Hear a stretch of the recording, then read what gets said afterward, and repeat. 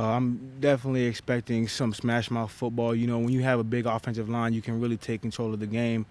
But you know, we have a big defensive line as well. So you know, it's going to be experience on experience. It's going to be big on big. So we're just going to try to do our best on this end to make sure that we can, you know, limit those guys and the explosive plays.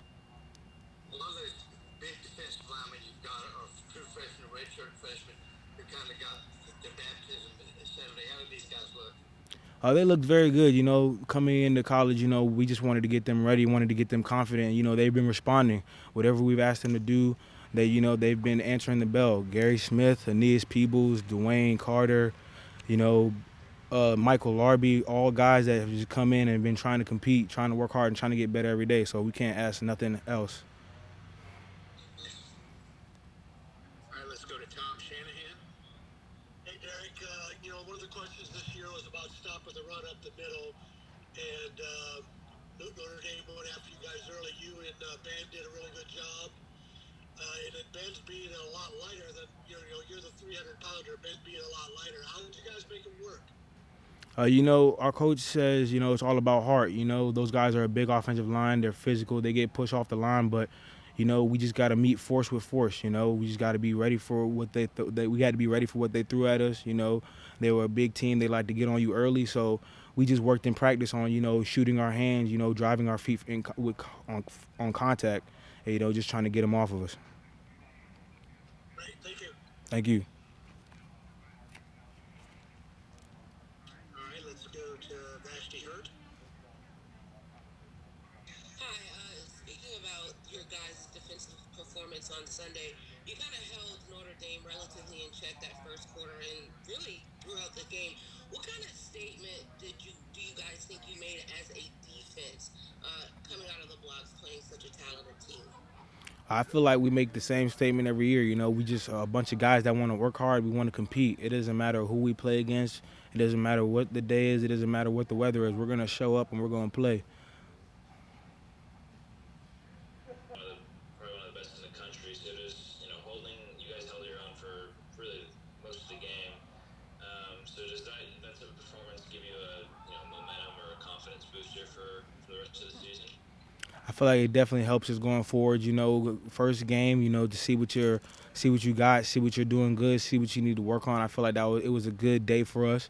You know, feel like it showed us that, you know, if we show up and we work hard, we can compete. So I definitely feel like it gave us a little bit of momentum. All right, let's go back to Jim Sumner. Derek, last year when things went wrong, they had a tendency sometimes to spiral out of control. Coach was talking yesterday about this being a different kind of team. Uh, Things could have gone wrong, so could have spiraled out of control several times Saturday, and they didn't. How has that aspect of the team changed? How and why? I just feel like it just goes to the leadership that we have. You know, we got guys on offense like Chase that are running up to the defensive guys when we look tired, telling us to run off the field, keep our head up. You know, guys like Deion Jackson telling us to give him the ball back. You know, things like that. It's just like the leadership, like in that aspect, it motivates you before you get on the field because it's like you got a goal. Deion Jackson's one of my best friends, so it's like I'm motivated to get him the ball back. Chase is a great guy. He's a great leader. So it's just getting those guys the ball back, putting it in their hands is, you know, it's just a team thing. It's a team effort. Is this something the players are doing, something the coaches, or more of a combined effort? I think it's a combined effort. I feel like we're all in. I feel like the players, we have a good enough voice where we can lead, but I feel like the coaches are going to support us in our decisions and everything. All right, we've got time for one last question. We'll go to Charlie Mickens.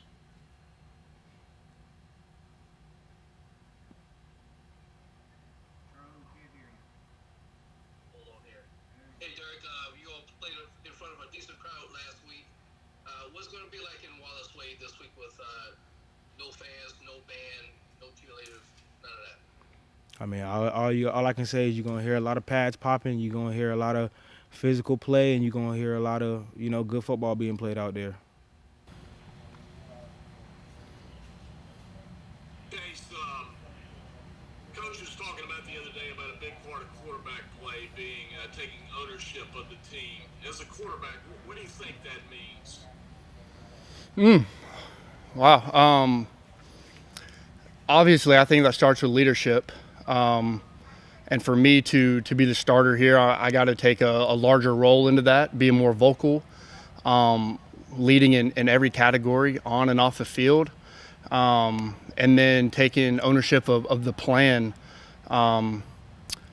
at whoever we're playing that week. Film room, film study, notes, communicating with the coaches, communicating with my teammates, and things like that. I think that's a huge part of taking ownership. All right, let's go to Tom Shanahan.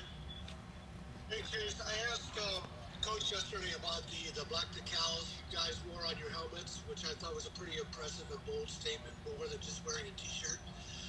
And he said that it was a team vote, and black and white players were united on that. I wondered if you could just comment on how the team feels and how you feel. Yeah, I thought it was a cool thing to have the black decal on the helmet. I'm not sure if we're going to keep doing that going forward. I just know that was the first game, but I think it'd be a pretty cool to do that for our helmets, and a great way to show that to college football and in the media and everything. And yeah, like you said, we were all on board with that decision. Great, thanks, Chase. Let's go to Max Rego. Hey, Chase, you talked Saturday after the game about how you just wanted to take a look at the film before, making an overall assessment of how you played. So looking back on it, and after watching the tape, do you feel any differently about how you felt immediately after the game Saturday, or is it kind of along the same lines? It was pretty tough to watch the film, looking at the mistakes I made and different decisions after the fact. But it was a lot that I can grow on and build on for the rest of the season, and especially going into week 2 against Boston College.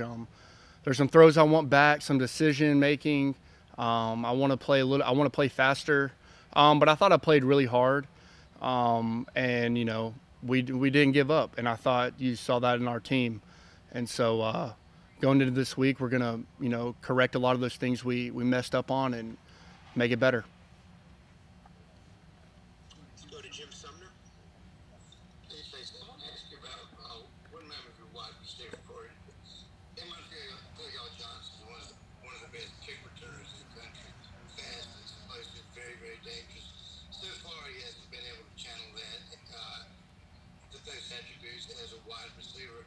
What have you seen from him in practice? How close is he to becoming that kind of threat as a wide receiver?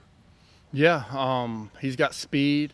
He's catching the ball in practice, and we just got to find opportunities to get him the ball in space. A lot of teams are gonna play man, and so we got to get off the ball, use techniques to get off the ball, and I got to put it in a place where he can catch it and come down with it. And I got faith in all my receivers, especially Damon, and I know moving forward he's going to make a lot of plays. Let's go to Aaron Beard.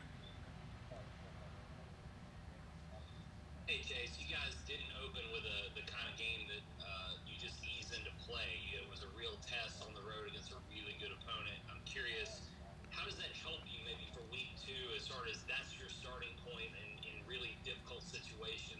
How does that help you, and what do you think maybe you guys gain some confidence or learned from that experience? Yeah, on the road at Notre Dame, that's a tough first game, but that's just the draw we got. And like I said in other questions, we're going to build so much off of what we saw on film, and a lot of improvement comes from your first game to your second game, and that's going to be the goal moving into this week. And so going into Boston College, that's the plan. We're gonna play better. Just to follow up on that, were there one or two things you think you guys as an offense gained confidence in with how you played at Notre Dame in particular? Yeah, that we can play with anybody that lines up in front of us, and I think people saw that.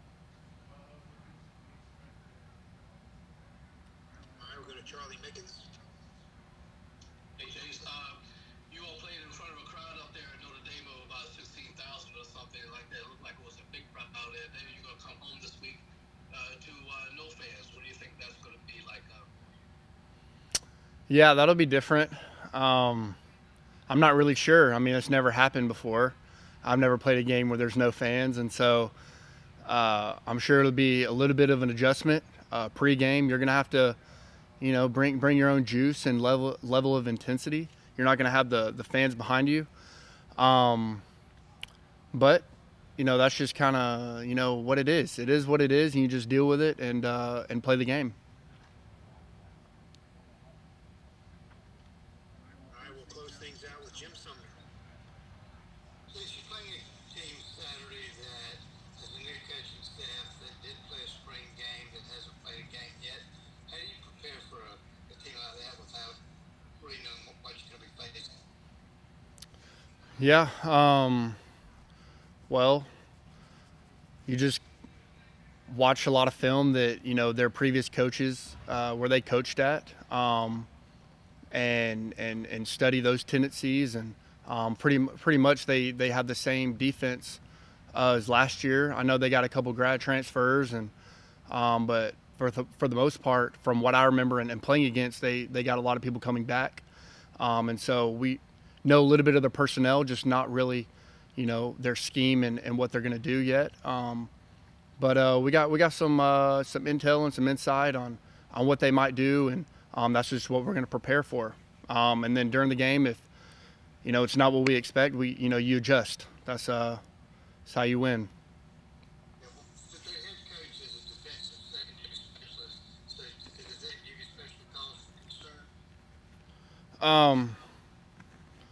No, I mean he's a head coach, but he's also defensive-minded guy. He was a D coordinator, I think, and so I feel like he's going to have a lot of control of the defense, and so we'll be looking forward to that.